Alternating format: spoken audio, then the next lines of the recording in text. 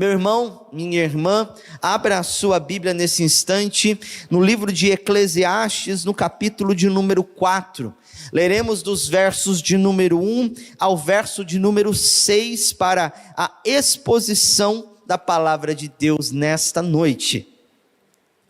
Eclesiastes capítulo 4, do verso 1 até o verso de número 6.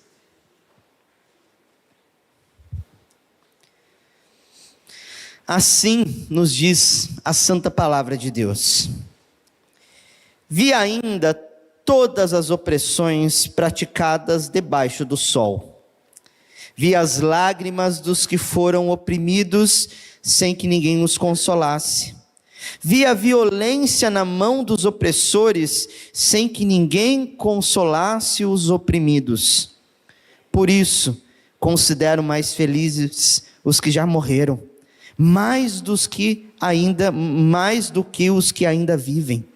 Porém, mais feliz do que uns e outros é aquele que ainda não nasceu e não viu as más obras que se fazem debaixo do sol.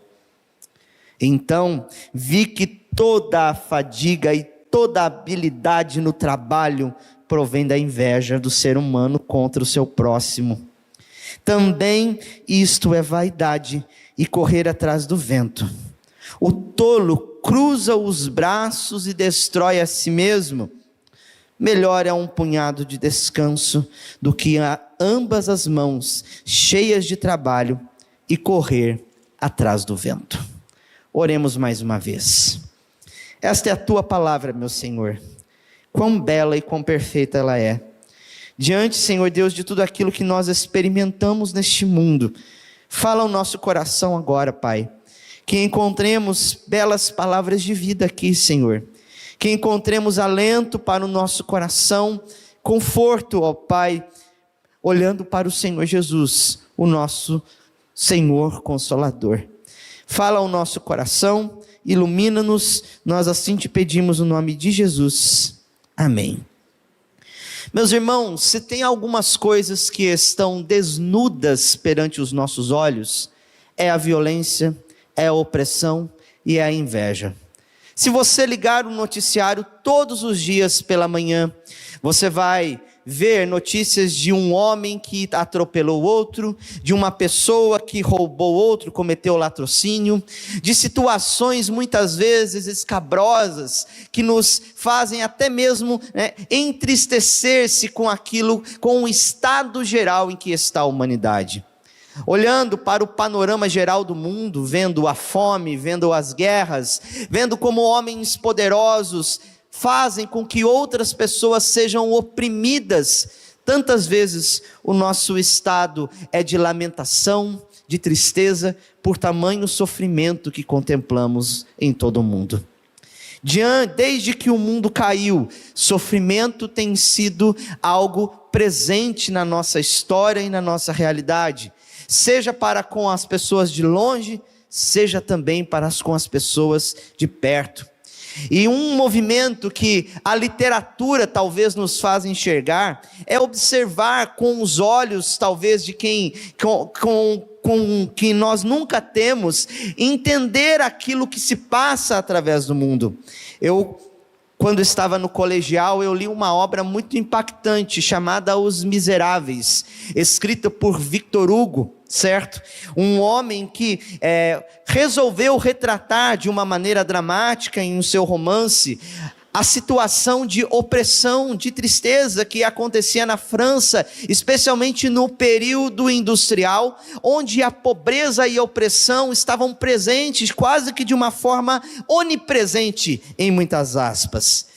Este livro conta a história de um homem chamado Jean Valjean, que foi condenado à prisão por ter roubado um pão de uma padaria para dar de comer à sua família, e depois disso ele teve dificuldades para se reerguer na sociedade, sempre foi alvo de pessoas que especulavam a respeito do seu caráter e da sua vida, Além de outros personagens como Fantine, uma mulher que teve que vender tudo que te possuía, até mesmo seus cabelos, porque ela não tinha condições de cuidar da sua filha, condições dignas de vida, de trabalho. Quantos não foram aqueles que oprimiram esses personagens? A própria Fantine teve que dar a sua filha Cosette a uma família que maltratava a sua pequena moça. E assim, uma história sobre opressão vai se construindo diante dos nossos olhos. E algo, meus irmãos, que não apenas a literatura retrata, mas a própria Escritura. O pregador aqui, diante de tudo aquilo que ele falou, depois de ter abordado sobre o tempo de Deus sobre todas as coisas, de ter mostrado a soberania do Senhor, ele começa a falar, ele começa a olhar para grandes dilemas da vida e da existência humana. E dos versos de número 1 a 6, ele passa a olhar a opressão e a inveja do homem. Opressão e inveja que estavam marcando a vida das pessoas. Às vezes a gente acha que a opressão é apenas alguma pauta política, que nós ouvimos falar de determinados partidos, partido A ou partido B, mas aqui o pregador, ele destaca isso como uma grande realidade, e uma realidade dura e sofrível diante dos homens.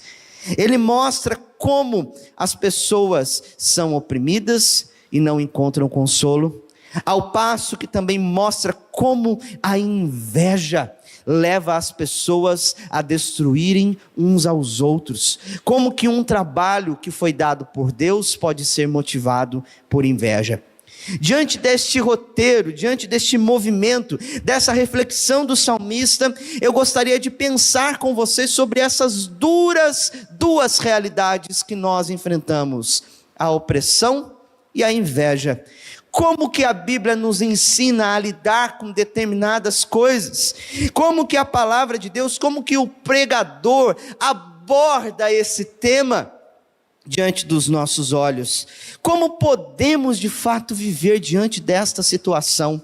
Uma vez que Deus é soberano e tem um tempo para todas as coisas, como o capítulo 3 nos informa, como podemos lidar, irmãos, com situações tão difíceis quanto a opressão e a inveja? Aqui então eu quero destacar um ensinamento para nós introduzirmos, certo?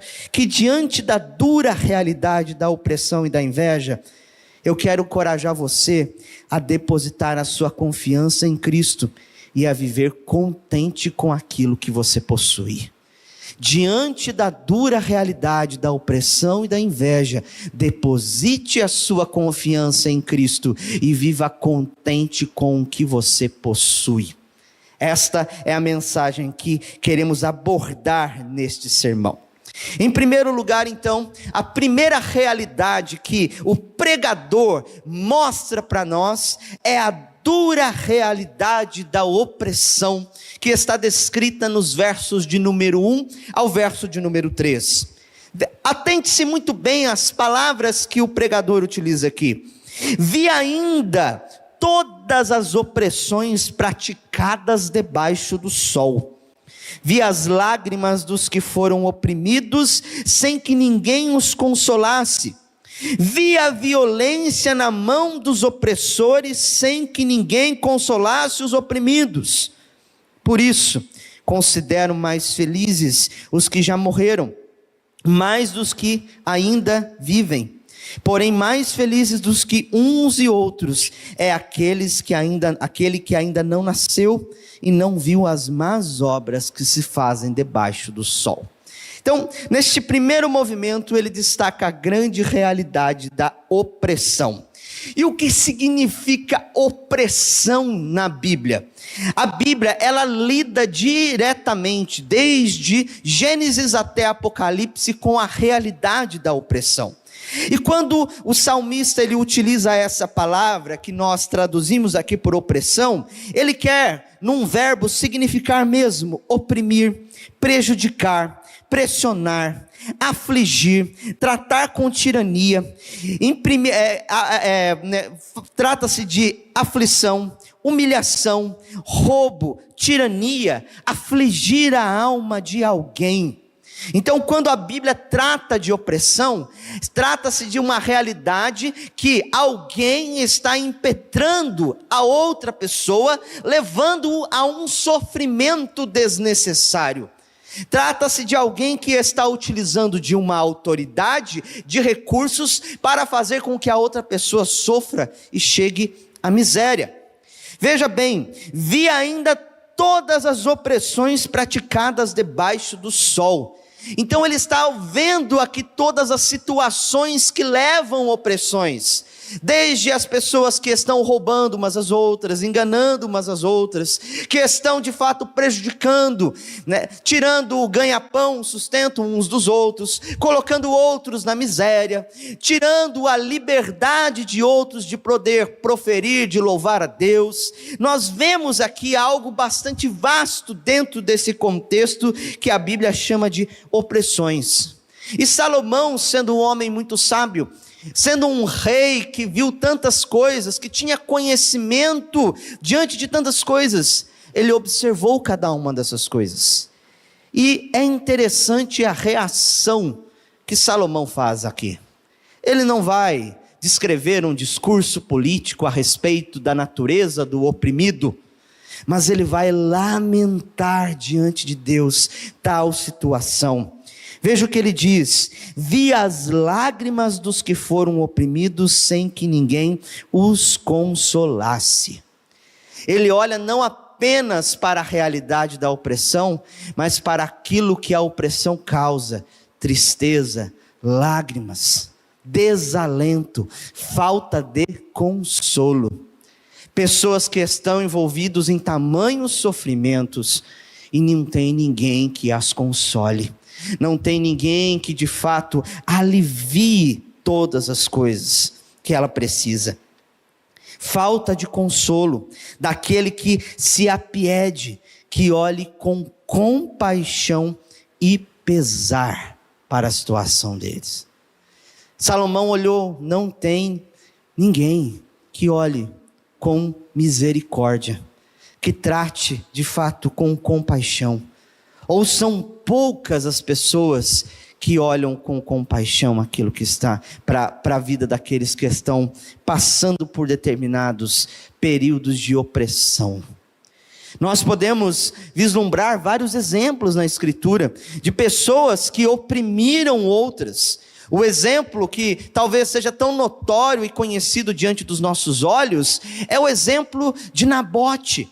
Nabote, ele tinha ali uma vinha que pertencia, que estava do lado do terreno de um dos reis mais perversos de Israel, chamado Acabe. E Acabe cobiçou aquele terreno, e aquela vinha era tudo que este homem possuía. E por ele não ter conseguido comprar a vinha, seja por uma questão de leis de Israel, que entendia que aquela propriedade deveria ficar na família, Acabe fica todo desolado diante dessa situação. Então a sua esposa Jezabel intervém, pedindo a morte, articulando para que este Nabote morra, e então a propriedade passasse aos cuidados do rei. Esse é um tipo de opressão que causa sofrimento, que leva à morte, porque está nas mãos de poderosos que articulam meios ilícitos para conseguirem aquilo que eles desejam. O pregador continua dizendo, certo? Por isso, considero mais felizes os que já morreram, mais dos que ainda daqueles que vivem. É interessante, meus irmãos, essa palavra. Aqui, os tradutores, na hora de considerar todo o texto em hebraico e construir todo o sentido deles, eles colocaram essa palavra, considero, porém mais felizes, considero mais felizes aqueles que já morreram ou aqueles que não nasceram. Aqui mais felizes, essa palavra não tem. Ela foi acrescentada, ela foi colocada aqui para dar sentido a uma outra palavra que significa louvor, elogio no hebraico. O que o pregador está querendo dizer assim, diante desta realidade, eu chego à conclusão de que mais bem-aventurado, louvados são os mortos, que não vivem mais essa situação, que não passam mais por esta realidade dura da opressão, que não veem a opressão. Eles são muito mais louvados do que nós. Ou então, como o próprio texto traduz de uma maneira bem interessante, mais felizes, porque eles não estão vivenciando esta realidade como nós estamos vivenciando. E ainda ele faz outra expressão de louvor aqui, e ainda, porém, mais feliz do que uns e outros é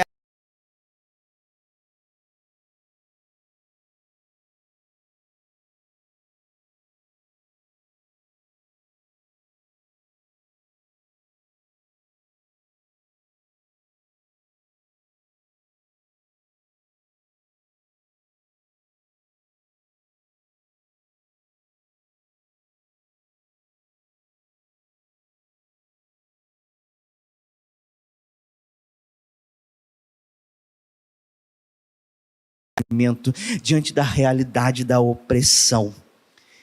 E aqui, meus irmãos, é algo realmente, o pregador, ele não está interessado em articular pautas a respeito disso, mas de nos levar à verdadeira reflexão, de uma perspectiva de um mundo caído, de um mundo debaixo do sol. Realmente é algo muito difícil de lidar com o sofrimento e com a tristeza. Este problema do sofrimento, meus irmãos, ele foi desenvolvido, trabalhado de uma maneira filosófica, de uma maneira teológica ao longo de toda a história da igreja. Muitas teorias, muitas pessoas chegam até mesmo à apostasia por causa disso, porque pensam que se Deus é todo poderoso e permite o sofrimento no mundo, Ele não é um Deus bom, ou então Deus não é todo poderoso, e o sofrimento ele causa situações que Deus não pode ali reverter. Muitas pessoas chegam a esses dilemas e entram em crises de fé por causa de tamanha situação. Agostinho de Hipona, um dos grandes teólogos da igreja no quarto século, aliás, ele desenvolveu uma teologia para poder responder a essa situação, mostrando que o mal, o sofrimento, ele advém da corrupção da natureza que é boa, da corrupção daquilo que Deus fez bom. Por isso há tanto sofrimento, mas Deus em si continua poderoso, continua bom, porque Ele sustenta todas as coisas e não permite que o mal seja maior do que ele é. Agostinho desenvolveu essa teoria, e além de tudo, temos o próprio João Calvino, que ao trabalhar essas questões teológicas, ele realmente nos impressiona dizendo: esses são grandes mistérios aos quais nós precisamos lidar com cuidado, porque estamos diante de uma realidade que nós não temos tantas articulações filosóficas e lógicas para responder. Porém, ele concorda com Agostinho, dizendo que o mal e o sofrimento advêm da corrupção do homem e da natureza, porém Deus continua ainda conduzindo todas as coisas e sustentando todas as coisas.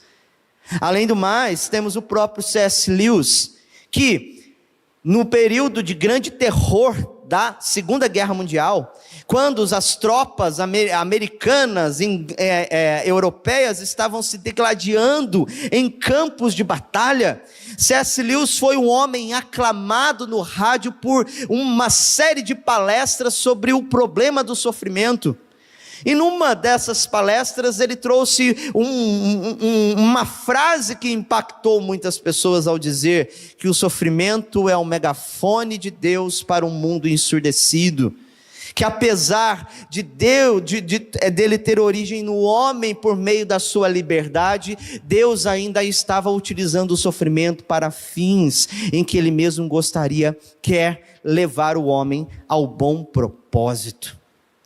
E ao olharmos para toda a situação de tristeza que nós enxergamos no mundo do nosso dia a dia, podemos ficar desconsolados com tudo aquilo que acontece. Porém, meus irmãos, uma das maiores heranças que nós temos da palavra de Deus, uma das belezas que nós temos da palavra de Deus, é que nós precisamos interpretar um texto à luz de outro texto. Lembrando que o pregador estava falando aqui de uma perspectiva do mundo caído, de uma perspectiva do mundo sem Deus. Porém, quando nós olhamos para Cristo, nós encontramos a resposta a esses dilemas. Talvez não articulada tão filosoficamente como nós gostaríamos, mas nós vemos o próprio Cristo que veio neste mundo, como nós lemos na pergunta do catecismo, que sofreu humilhação, que foi oprimido desde o seu nascimento, na sua morte, sendo ali oprimido pelos romanos, pelos judeus, esbofeteado, humilhado, sendo colocado num pior lugar do mundo para aquela época, que era a cruz. Sendo ele ali, experimentou todo o sofrimento e opressão que muitos nunca sequer experimentaram. Além de tudo, experimentou a opressão do pecado, pecado que ele nunca cometeu em sua vida. Nós vemos aqui a resposta para todos esses dilemas no próprio Jesus Cristo. Jesus, ele é descrito pelos evangelhos como aquele que demonstra compaixão. Veja Mateus 9,36, quando disse: vendo ele as multidões, compadeceu-se delas, porque estavam aflitas e exaustas como ovelhas que não têm pastor. Cristo olhou com misericórdia e compaixão para aqueles que estavam sofrendo, que estavam sendo oprimidos pelos mestres da lei, pelos mestres religiosos. Mateus 14 nos diz: Jesus viu uma grande multidão e, possuído de íntima compaixão para com ela, curou os seus enfermos. Aquilo que o pregador constatou que não havia, nós podemos olhar para os evangelhos e, olhando para a pessoa de Cristo, enxergando que nele há consolo para aqueles que estão oprimidos.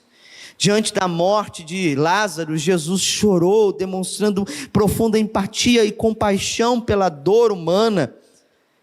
Mateus 5,4, em Mateus 5,4, no precioso sermão da montanha, Jesus nos diz: bem-aventurados os que choram, porque eles serão consolados. Aqui é um contraste com aquilo que o pregador fala. Se ele vê as lágrimas dos oprimidos e não tem ninguém que console, o próprio Deus é aquele que enxerga as nossas dores e as nossas aflições, e as aflições daqueles que estão sofrendo pela causa do homem, pela causa do opressor, pela causa daquele que utiliza do poder, dos sistemas de poder, para trazer sofrimento e aflição à vida de outros. Salmo 126,5 nos diz: os que semeiam com lágrimas, com júbilo cegarão. Nós vemos, meus irmãos, que a palavra de Deus, ela discorre ao longo de todo o Antigo e Novo Testamento a respeito deste tema, que Deus é aquele que olha para o oprimido. Os salmos, eles vão mostrar essa realidade. Também Deus é aquele que cerceia o seu povo quando ele causa opressão ao pobre, ao órfão, à viúva, como os próprios profetas denunciaram ao longo de tantas narrativas no Evangelho, no Antigo Testamento, Nós vemos um Deus que se importa com aqueles que estão sofrendo. Talvez olhemos para a nossa realidade e vejamos tanta opressão. E de certa maneira, meus irmãos, nós nunca vamos conseguir lidar e talvez responder, exterminar esse tipo de coisa do nosso meio. Mas nós temos uma promessa de que Cristo é aquele que fará isso. Apocalipse 21:4 nos diz que Ele lhes enxugará dos olhos toda a lágrima. A resposta, meus irmãos, para a dura realidade da opressão é Cristo. Talvez nós não consigamos exterminar esta realidade, mas nós podemos simplesmente de um trabalho motivado pelo egoísmo, pela cobiça, pela inveja de fato. E a Bíblia descreve várias situações assim. Eu vou dar 2 exemplos apenas aos irmãos. O primeiro deles é o próprio Caim e Abel.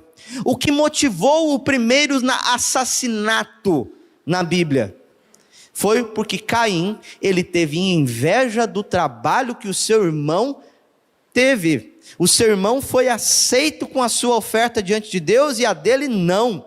Ele teve inveja e trabalhou o que? Para assassinar o seu irmão, e por conta disso ele ficou marcado ao longo de toda a sua vida. A inveja, ela demonstra aqui os seus primeiros indícios na história de Caim e Abel, de como que nós podemos utilizar habilidades, criatividades para poder destruir o nosso próximo. Ainda, ele nos mostra aqui também o exemplo do próprio Saul e Davi. O rei Saul ficou cheio de inveja e de ciúmes de Davi depois que Davi matou Golias. Quando as pessoas começaram a aclamar o nome de Davi, dizendo que Saul matou os seus milhares, mas Davi matou os seus 10 milhares. Que Davi era infinitamente melhor enquanto homem de guerra do que Saul. Fez Saul encher-se de ciúme, de inveja, a ponto de trabalhar, de perseguir, de maquinar, de tentar destruir Davi, de persegui-lo por todos os lugares, a ponto de querer tirar a sua própria vida. Nós vemos, meus irmãos, o quanto nosso trabalho pode ser motivado por essas coisas, o quanto nós nos esgotamos muitas vezes porque invejamos as outras pessoas, porque fazemos comparações inapropriadas, e eis o momento que nós estamos nos comparando o tempo todo. Se tem algo que nos leva à inveja, e eu acredito que todos nós aqui passamos e podemos ser picados por esse bichinho, é quando nós estamos acessando redes sociais. Quando nós vemos pessoas que estão em melhores estados e condições do que nós, quando olhamos para figuras de influenciadores que têm lá mansões, estilos de vida que muitas vezes ostentam e geram em nós o quê? Olha só, aquela fulana podre de rica, comendo caviar na colher, olha só, e eu aqui comendo meu miojo. Irmãos, a comparação nos conduz cada vez mais a um processo de inveja, a ponto de muitas vezes nós queremos trabalhar para possuir o que a outra pessoa tem, para ter o que a outra pessoa tem, para desfrutar do status que a outra pessoa tem. Isso é comum na nossa vida pessoal, isso é comum na vida no trabalho, isso é comum dentro da igreja. Porque muitas vezes olhamos para a igreja do outro e dizemos assim: nossa, aquela igreja é uma igreja que eu gostaria, eu vou trabalhar para que a minha igreja seja igual. Às vezes isso pode ser problemático, porque a Bíblia, ela não, como o Alan Porto nos disse ontem aqui, nem toda igreja foi chamada para ser famosa e grande. Nem toda igreja vai ter o mesmo alcance que megas igrejas como nós vemos aqui. E nós precisamos tomar cuidado, irmãos, com a cobiça do nosso próprio coração. Nós estamos o tempo todo nos comparando, e isso pode nos levar a um esgotamento. Queremos desfrutar de coisas que muitas vezes nós não somos chamados para ter. Esgotamos os recursos porque queremos de fato possuir aquilo que fulano de tal tem. É o provérbio: a grama do vizinho é sempre mais verde do que a minha. A casa do vizinho é sempre melhor do que a minha. O bairro que o vizinho mora é sempre melhor do que o meu. A cidade que fulano de tal mora é melhor do que a minha. Eu estou em Osasco, eu queria morar lá, entendeu? Em Alphaville. E muitas vezes, meus irmãos, nós vamos nos consumindo por conta dessas coisas. Vamos nos deixando levar e trabalhamos não com a motivação correta, trabalhamos com a motivação errada. O Alan Porto ontem também descreveu uma frase que Francis Schaeffer disse no seu sermão, ao dizer que nós precisamos entender o lugar que Deus tem para nós neste mundo. Qual é o lugar de Deus para nós aqui neste mundo? E devemos nos contentar com Ele. Nós não podemos querer fazer aquilo que nós não somos chamados para fazer. As coisas, elas acontecem, elas fluem com naturalidade na nossa vida. Se Deus deu o dom da riqueza a você, louve a Deus por isso, ajude aquele que tem necessidade. Mas se Deus não te deu esse dom, meus irmãos, não se consuma de inveja para possuir aquilo que o outro tem e que você não tem. Olhe para si mesmo com contentamento. E diante dessa situação, ele fala que isso é o que? Vaidade e correr atrás do vento. A pessoa que se esgota trabalhando por uma motivação invejosa, prejudicando os outros, puxando o tapete dos outros, fazendo com que os outros caiam em uma situação de desgraça para poder verdadeiramente alcançar posições na vida. Isso é vaidade e correr atrás do vento. Na língua inglesa tem um ditado que chama, um ditado, é uma frase que chama-se que não há descanso para o malvado, ou o malvado nunca descansa, porque ele está sempre articulando maquinações para prejudicar as outras pessoas, e isso leva ele o quê? A sua própria destruição. No entanto, meus irmãos, diante desta realidade da inveja motivada pelo trabalho, e ele tende a colocar aqui essa motivação como o motor do trabalho do homem, ele coloca uma outra situação extrema que ele descreve aqui, de fato, no versículo 5. O tolo cruza os braços e destrói a si mesmo. Diante dessa situação, talvez você pense assim, então é melhor não trabalhar. É melhor, para eu não ser consumido pela inveja, para eu não ser consumido por essas coisas ruins, então é melhor eu ficar em casa de boa, consumir tudo que eu tenho. A ideia do texto, uma tradução mais literal que algumas outras versões utilizam, é que o tolo come a sua própria carne. É a metáfora que ele está utilizando aqui. Ele esgota os seus próprios recursos, ele não trabalha, ele não produz, e ele chega ao que? A miséria. Esse também é um tema que é muito falado na Bíblia. Por exemplo, Provérbios 6,10 vai falar a respeito de como o preguiçoso, ele vai à destruição. Outros textos vão destacar essa questão, essa realidade também. Apesar do trabalho ser imbuído por uma situação de inveja, isso não é motivo para que nós fiquemos à preguiça, ao ócio, que nós fiquemos sem fazer nada em casa. A conclusão que o pregador chega é que melhor, como diz o versículo 6, é um punhado de descanso do que ambas as mãos cheias de trabalho e correr atrás do vento. E aqui é uma metáfora que ele está utilizando. É melhor você ter um trabalho tranquilo, você trabalhar, você se afadigar naquilo que você faz, mas também descansar, desfrutar daquilo que você tem. Não ficar correndo por cobiça, buscando lugares altos demais que você não pode chegar, se esgotando, sacrificando família, sacrificando saúde, sacrificando tempo para alcançar determinadas situações que você não tem. É melhor você ter aquilo que é seguro para você, misturado com um pouco de descanso, de alívio. Em outras palavras, nós vamos ver, de acordo com o ensino de 1 Timóteo 6,6, é a respeito do contentamento. Podemos trabalhar, não é pecado, irmãos, trabalhar para alcançar bens materiais, adquirir patrimônio, isso não é errado. Não estou desencorajando vocês a fazerem isso, não. Planejar, querer adquirir conforto, melhores situações para a família. O problema é a motivação que isso nos traz. Aqui nós precisamos aprender a nos contentar com aquilo que possuímos. E o apóstolo Paulo vai dizer, olha, se você tem o que comer, o que vestir, onde morar, fique feliz com isso.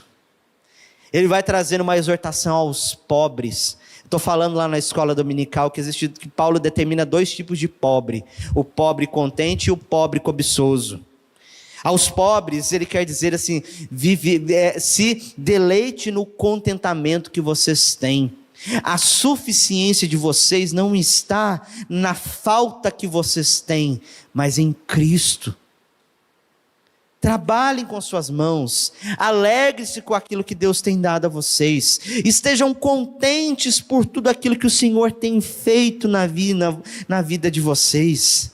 Aprendam a viver contente em cada situação, pois foi o que o apóstolo Paulo falou: se Deus der abundância para vocês, seja contente nos momentos de abundância, ajude os outros, celebre com os outros. Se Deus deu um momento de escassez para você, contente-se, alegre-se em Deus, porque Ele tem dado o sustento que vocês precisam. Irmãos, não nos deixemos levar pela comparação. Olhe para aquilo que os outros veem e pense assim: louvado seja Deus que deu a eles situação e recursos para isso. Quanto a mim, eu me alegrarei naquilo que Deus tem me dado. Às vezes eu deixo de seguir determinados influenciadores digitais, porque às vezes a gente vai olhando, a gente vai vendo, a gente vai sendo consumido por aquilo, né? Aquele negócio começa assim, mas poxa, só fazendo aqueles vídeos de dancinha no TikTok, o cara tem uma mansão com um lago, né, uma piscina em formato de lago em casa. A gente olha assim, meu Deus, que absurdo! E aquilo já está por detrás do que? A cobiça, a inveja. E a gente muitas vezes vai se consumindo, se não querer também fazer dancinha no TikTok para poder construir essas coisas. O que eu quero dizer, irmãos, precisamos tomar cuidado. A vontade de Deus para nós é o verdadeiro contentamento. É melhor um pouco de descanso do que ambas as mãos cheias de trabalho e correr atrás do vento. Aproveite a vida com seus filhos, aproveite a vida com a sua esposa, com o seu esposo. Trabalhe, mas não deixe de celebrar a vida que Deus tem dado a vocês. Acumule aquilo que vocês precisam para viver, para ter uma boa velhice, mas não se deixem levar pela cobiça e pela... Um cristão, ele demonstra compaixão. Vendo toda a situação, é claro que tem muitas situações específicas aqui, tá? Eu estou fazendo um recorte para nós, tá? Mas a ideia é o quê? Sempre responda com amor e com justiça diante do Evangelho. A palavra de Deus sempre vai dizer, se aquele que te, estende a mão para te dar um tapa, você tem que dar a outra face. E o Evangelho nos leva a subverter sistemas de opressão, agindo em benefício daqueles que nos oprimem muitas vezes. É o que Cristo nos ensina a fazer com os nossos inimigos, com aqueles que muitas vezes maltratam-nos por causa da nossa fé, por expressarmos verdades que muitas vezes eles odeiam, a verdade do cristianismo que eles odeiam. Por isso, individualmente, atenda aqueles que estão sofrendo, se você pode fazer isso. Ajude, atenda nas suas necessidades. Socialmente, engaje-se em mitigar esse tipo de situação. Nós não podemos resolver o problema da opressão no mundo, mas nós podemos utilizar o nosso direito de voto, podemos utilizar o nosso direito de manifestação, de uma forma cívica e pacífica, de acordo com a palavra de Deus, hein? Podemos fazer isso. Nós não precisamos endossar sistemas de opressão, sistemas de maltratos. Podemos de fato, meus irmãos, ter consciência cristã. Como diz Abraham Kuyper, em um dos seus discursos, ele que foi um homem político ali no século XX, ele disse que nós podemos usar o voto para promover as reivindicações do Rei Jesus.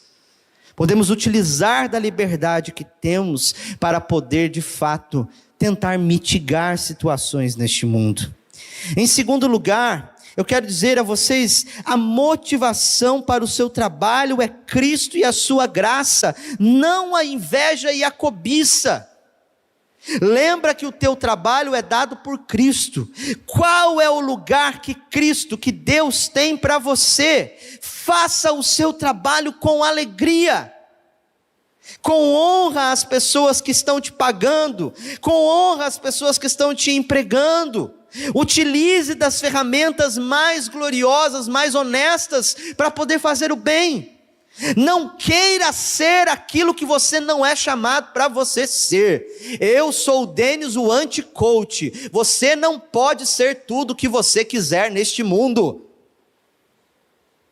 A minha pregação é anti-coach. Você não pode ser tudo o que você quiser. Existem limitações, sim. Nós precisamos nos atentar a isso. Você pode trabalhar.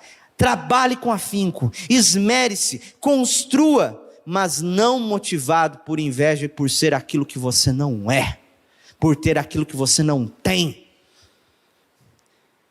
Em terceiro lugar, para finalizar, aprenda a viver contente e a desfrutar do seu trabalho, entendendo o lugar de Deus para você, como eu já disse. Qual é o lugar que você tem ocupado? Alegre-se em Deus. Você pode melhorar a situação? Pode. Estude, procure. Isso não é nada errado, é muito bom. Mas procure o seu contentamento e a sua suficiência em Cristo. Como nós falamos aqui na nossa introdução, diante da realidade da opressão e da inveja, eu encorajo você a depositar a sua confiança em Cristo e a viver contente com aquilo que você possui. Amém?